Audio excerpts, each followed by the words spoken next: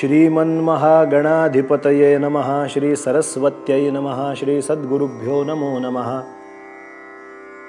योऽन्तः प्रविश्य मम वाचमिमां प्रसुप्तां सञ्जीवयत्यखिलशक्तिधरस्वधाम्ना अन्यांश्च हस्तचरणश्रवणत्वगादीन् प्राणान्नमो भगवते पुरुषाय तुभ्यं। काषाय वस्त्रं करदण्डधारिणं कमण्डलुं पद्मकरेण शङ्खं चक्रं गदाभूषितभूषणाढ्यं श्रीपादराजं शरणं प्रपद्ये। अवधूतचिंतन श्री गुरुदेव दत्त।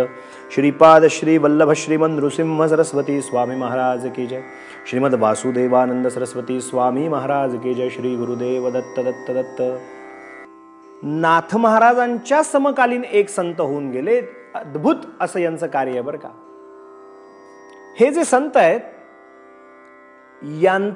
यांचं महाराष्ट्रावरती नवे मराठी भाषा बोलणाऱ्यांवरती खूप मोठे उपकार आहेत यांचे आपल्यावरती। हे जे सत्पुरुष होऊन गेले, जे नुसते संत सत्पुरुष नसून भगवत भक्त आहेत, दत्तोपासक असे महान अधिकारी सत्पुरुष आहेत। यांचं नाव आहे दासोपंत बरं का। शके 1473 ते 1537 असा कालखंड म्हणजे नाथांच्या समकालीनच हे संत आहेत। अतिशय अधिकारी असे सत्पुरुष आहेत। बिदरच्या परगण्यामध्ये नारायणपेठ नावाचं गाव आहे। म्हणजे आजही आपण जेव्हा कर्नाटक महाराष्ट्राची हद्द सोडून जेव्हा आपण जातो तेव्हा नारायणपेठ नावाचं जे गाव, एका बाजूनी आंध्राचा भाग सुरू होतो, एका बाजूनी थोड्या अंतरावरतून कर्नाटकाची हद्द आणि थोडा एका बाजूनी महाराष्ट्राचा भाग, अशा थोड्या थोड्या अंतरावरती वेगवेगळ्या प्रांताच्या 3 सीमा आपल्याला लागतात। पैकी आतमध्ये बिदरच्या बाजूला थोड्या आतल्या बाजूला नारायणपेठ नावाचे एक गाव, त्या नारायणपेठला देशपांडे घराण्यामध्ये यांचा जन्म झाला। वडिलांचं नाव दिगंबर पंत देशपांडे वडिलांचं नाव। आईचं नाव पार्वतीबाई। हे जे दिगंबर पंत आहेत, हे दिगंबर पंत घराण्यात दत्तभक्ती आहे आणि यांच्या पोटी म्हणजे पार्वतीबाई आणि दिगंबर पंत यांच्या पोटी एक दिव्य असा पोरगा जन्माला आला। दिसायला अतिशय सुंदर, दिसणं असणं व्यवहार व्यक्तिमत्व इतकं जबरदस्त की लहानपणापासूनच या नारायणपेठेतल्या या दिगंबर पंतांच्या पोराकडे सगळे मोठ्या उत्सुकतेने पाहायचे। हा पोरगा लहान 5 वर्षाचा असताना यांची मुंज म्हणजे मौंजी बंधन दिगंबर पंतांनी करवलं। मुलगा लहानाचा मोठा होऊ लागला। छोटी छोटी सूक्त शिकवली, छोटे छोटे वेदमंत्राचे पहिले काही जे प्राथमिक प्रयोग आहेत ते शिकवले। हळूहळू 4 वेदाक्षर यायला लागली। हे मोठ्या पदावरती होते, यवनी सत्ता होती त्यावेळेला, परंतु हे तिथले अधिकारी होते आणि यांच्या ताब्यामध्ये त्या भागातले व्यवस्थापन होतं।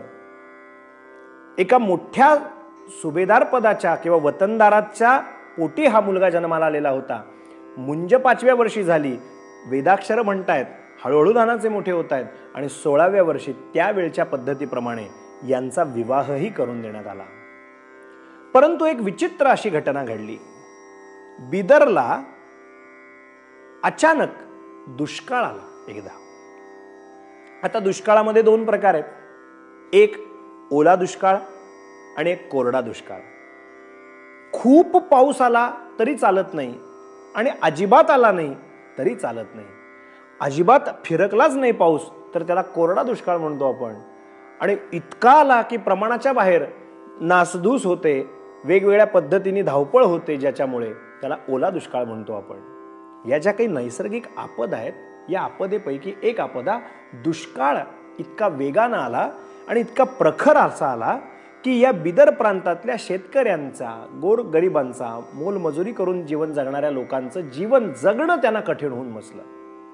मग त्या दुपारच्या वेळेला जेव्हा माध्यान्ह काळी हे विदभर खळग भरण्यासाठी माणूस सगळा प्रकार करत असतो, उद्योगधंदा व्यवसाय करत असतो, तिथे पोटात अन्नाचा कण नाही, पाण्याचा थेंब नाही, असा दुष्काळाची परिस्थिती इतकी हृदयद्रावक अशी स्थिती ती या दिगंबर पंतानं बघवली नाही. आपण वतनदार आहोत ना, बादशाकडे जरी आपण कामाला असलो, जशी आपण कथा ऐकतो दामाजी पंतांची, साधारण आपल्याला तेच चरित्र डोळ्यापुढे येईल सहजपणे. आपल्या घरामध्ये धान्य आहेत, अधिकार आपल्याला आहे.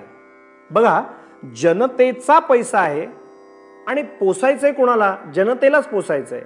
जनतेची काळजी घेतो तो राजाना, जो प्रजेचं हित बघतो तो राजाना. प्रजेला आज गरज आहे, दुष्काळग्रस्त भाग आहे, दुष्काळानं लोक हैराण झालेत, आपल्याकडे अन्नधान्य आहे, पण केवळ अजून बादशाची माणूस पाठवायचा, त्याला पत्र पाठवून त्याच्याकडनं परवानगी घ्यायची, मग उपलब्ध असलेल्या धान्याची कोठार लुटवायची. यापेक्षा फार फार तर काय होईल, पुढचं पुढे बघूया. हा धान्याचा गोदामाचा साठा, यातनं पैसे जे जमा होतील ते बादशाकडे जमा करायचे आहेत. पण आत्ता माझ्या पुढे माझी जनता, या प्रांतातली जनता तडफडते, तळमळते, त्यांना हे अन्न देणं आपलं काम आहे असं वाटलं. अंतःकरण द्रवलं. बघा, आपल्या स्वतःसाठी विचार करतात ती अतिशय अप्पलपोटी माणसं असतात, परंतु जी दुसऱ्याचा विचार करतात ती सर्वश्रेष्ठ असतात.